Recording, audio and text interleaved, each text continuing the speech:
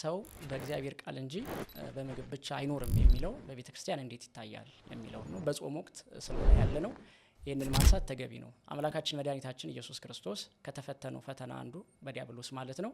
የመጀመሪያው ፈተና 2 ድንጋዮችን ይዞ ወደሱ ቀርቦ ይህንን ድንጋይ ዳቦ አድርግና አንተም ርቦሃል ብላ እኔም ደግሞ ርቦኛል እኔንም አብላኝ ብሎ ነው የጠየቀው። ክርስቶስ የመለሰለት መልስ ሰው በምግብ ብቻ አይኖርም በእግዚአብሔር ቃልም ጭምር እንጂ የሚለውን ነው። ብዙዎቻችን ሰው በምግብ ብቻ አይኖርም በእግዚአብሔር ቃል ጭምር እንጂ የሚለውን የሚተረጎምልን ብዙዎቻችን የምናውቀው በምግብ ብቻ አይኖርም ማለት ለስጋ ብቻ ምግብ አስፈልጎት ወይም ደግሞ የስጋ ብቻ ምግብ እየተመገበ ሰው ይኖራል ማለት አይደለም። የነፍስ ምግብ ያስፈልገዋል ነው። ሌላው ግን በእግዚአብሔር ቃልም ጭምር ማለቱ ነው ማለት ነው።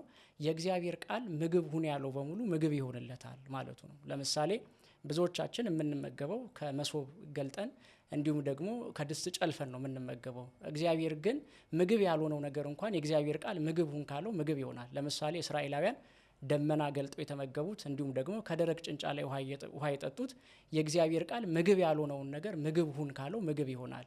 እና ብዙዎቻችን ማሰብ ያለብን የግዴታ ሰው የሚኖረው ገበሬ በዘራው ብቻ አይደለም ማለት ነው። ምግብ እንኳን ያልሆነ ነገር የእግዚአብሔር ቃል ግን ምግብ ሁን ካለው ምግብ ይሆናልና ሰው በእግዚአብሔር ቃል ጭምር ነው የሚኖረው